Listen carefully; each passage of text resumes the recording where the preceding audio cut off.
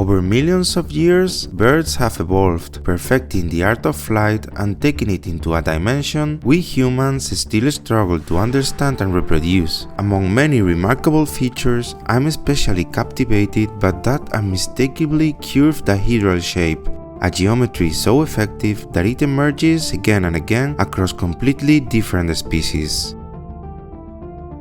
In this series, we're gonna dive into why this form keeps appearing in nature and what makes it so aerodynamically powerful. We'll start with a wing design the traditional way, using aerodynamics, structural design, human intuition, and of course a touch of inspiration from the birds themselves. We'll build it, take it to the sky, and record its true performance. Then we'll hand the exact same design space over to AI. Will the AI end up rediscovering what evolution perfected? Or will it reveal wing shapes we'd never even imagine on our own? Stay tuned because this series is just getting started and it promises to change the way we think about flight.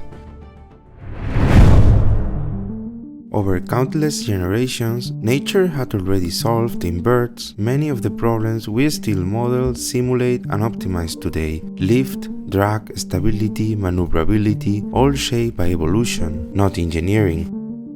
Their wings aren't just flat surfaces. They are dynamic, flexible structure with twist, taper, camber, and a very distinctive feature: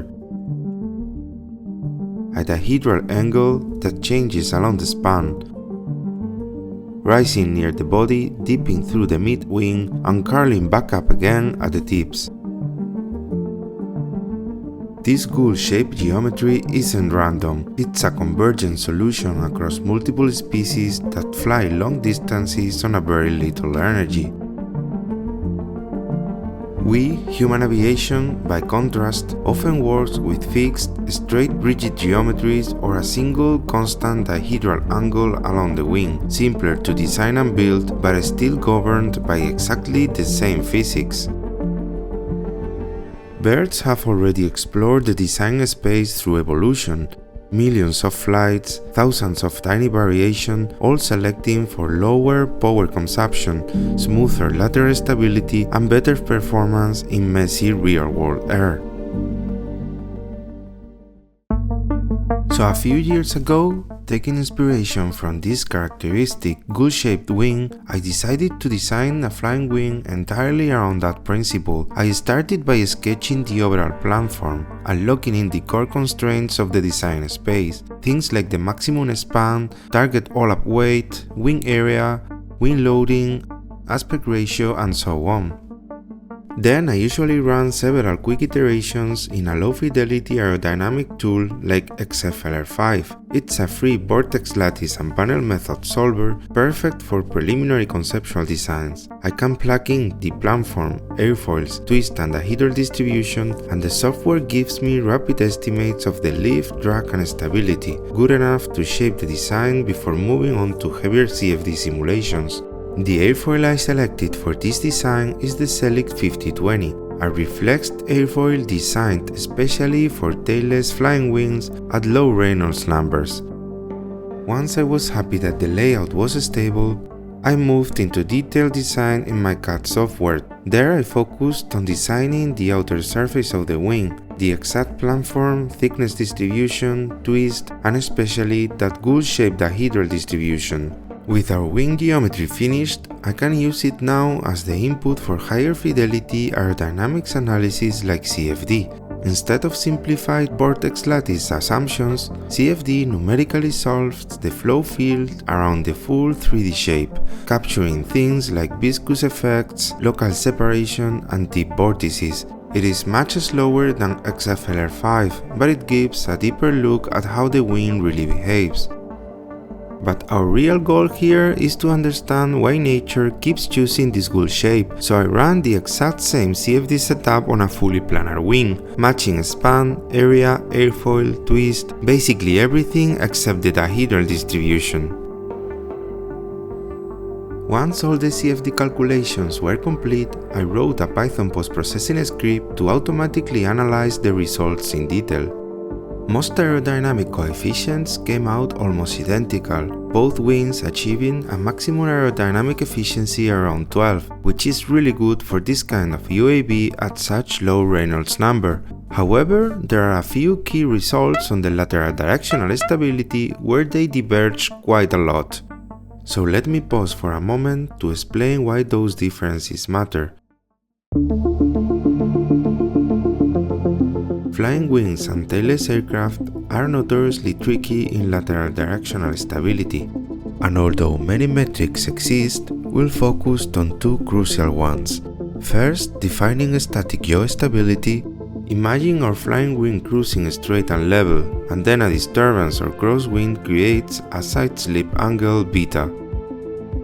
A stable aircraft generates a restoring yawing moment that turns that nose back into the relative wind.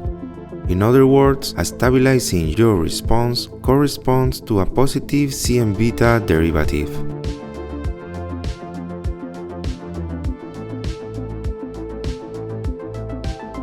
Second, let's define static roll stability. Again, imagine our flying wing cruising straight and level when a disturbance causes a bank angle. The lift vector tilts with the wing, so it now has a sideways component that makes the aircraft slide laterally and see a side slip angle. That side slip should generate a restoring rolling moment that brings the aircraft back towards level flight. In other words, a stabilizing roll response corresponds to a negative CL beta derivative. So the fact that the wing shape inspired by evolution has about double the static yaw and roll stability without hurting any other performance metric is already pretty remarkable, and it really shows why this is such a powerful design solution. At this point, I really wanted to just go out and fly the aircraft. But to build this kind of 3D printed plane, you need a proper 3D model, and to get that, you need a solid CAD tool, and that's exactly where the sponsor of this video, Onshape, comes into play. A lot of you have asked what CAD software I normally use. For quite a while now, I've been using an app called Onshape. It's basically the world's most widely used cloud-native CAD and PDM platform. It runs on any device, anywhere, with zero IT hassle. You just open your browser and you are designing. I've been using Onshape for a long time now, and it honestly doesn't matter if you are a NASA or a basement engineer. It's an amazing way to design, iterate, and share your models in real time. So if you've got any project in mind that needs 3D modeling, definitely check out Onshape.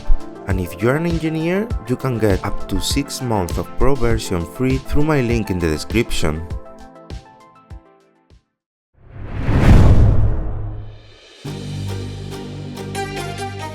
The airframe has been hanging on the wall since I built it about 3 years ago, and I never actually got to fly it. So for this video we are fast forwarding straight to the upgrades. First thing I did was replace the screwed fuselage access panel with a two-part arrangement with magnets, just to make access much easier.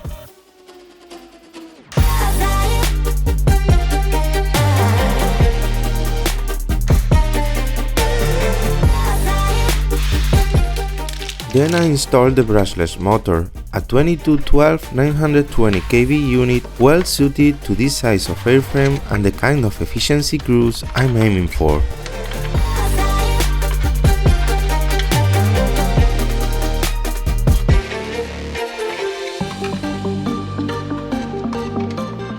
The wings are easily removable using two M4 screws located in the wings torsion box.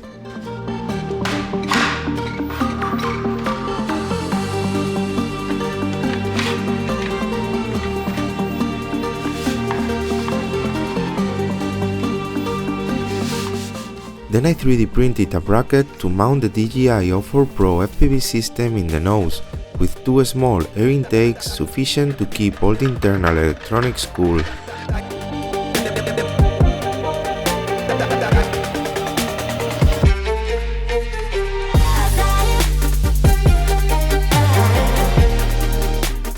Regarding the electronics, this is actually one of the most complete systems I've ever put into one of my planes.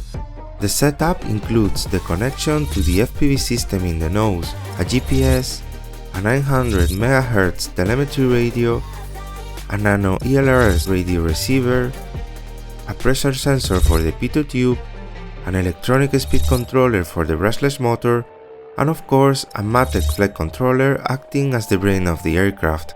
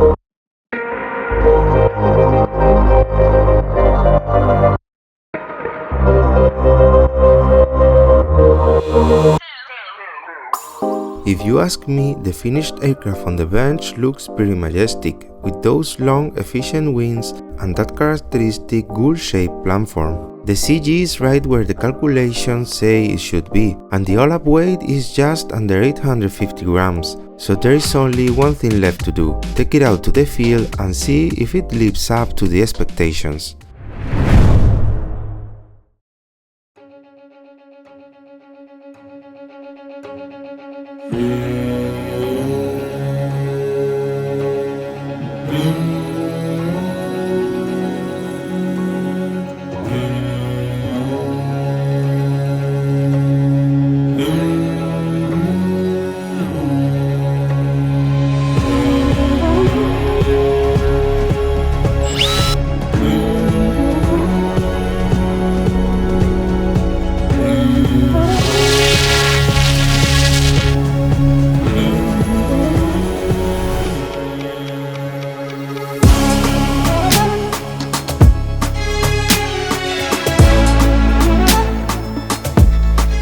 The crash on the maiden flight was spectacular, in the worst possible way. In that moment, I could hardly believe it. After all the hours of design, printing and assembly, the aircraft just slammed into the ground. The damage was severe. The wing somehow survived, saved by the carbon spar, but the fuselage was beyond repair. After inspecting the log in detail, one thing was clear: that classic aviation rule of thumb was completely right here. A nose-heavy plane flies poorly, but a tail-heavy plane flies once. In my case, the center of gravity was simply too far back. I'd redesigned the nose, shifted electronics around, and then trusted my original CG estimate instead of rebalancing properly. On a conventional airplane, you might get away with that. On a flying wing, you don't. The stable CG window is only a few millimeters wide, and moving it aft even a little turns a well-behaved glider into something that wants to pitch up, deep stall, and fall out of the sky.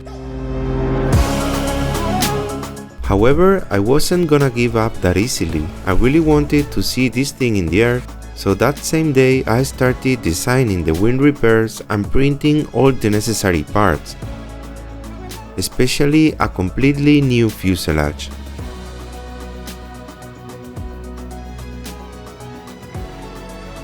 I reinstalled all the electronics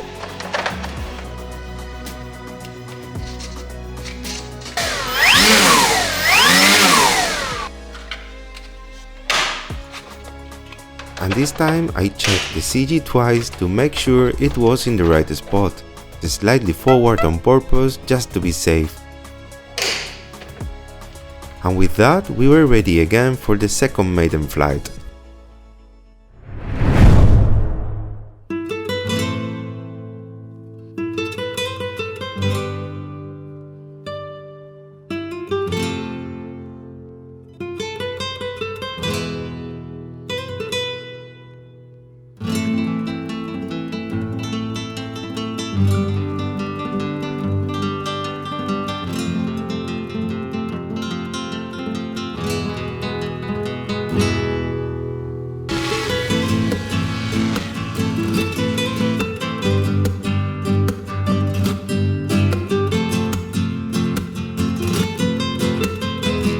After a difficult hand launch, the plane was finally in the air and flying beautifully. Even though I'd picked quite a windy day because of a tiny weather window, the overall feeling was that the aircraft behaved really well, novel and stable both longitudinally and laterally. The efficiency was also remarkable, with very low power consumption.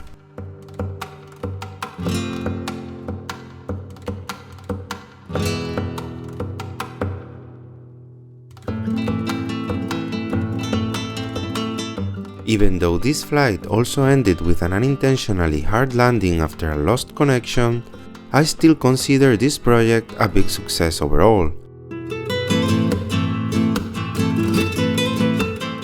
We've learned why this gull-shape is a convergent design solution in birds, and we are not stopping here. I'm already working on the next iteration of this design, this time using artificial intelligence to simulate evolution and search for even better, more stable, and more efficient planforms. Thanks for joining me on this journey, and don't forget, stay curious, stay creative, and keep building the future. See you in the next one.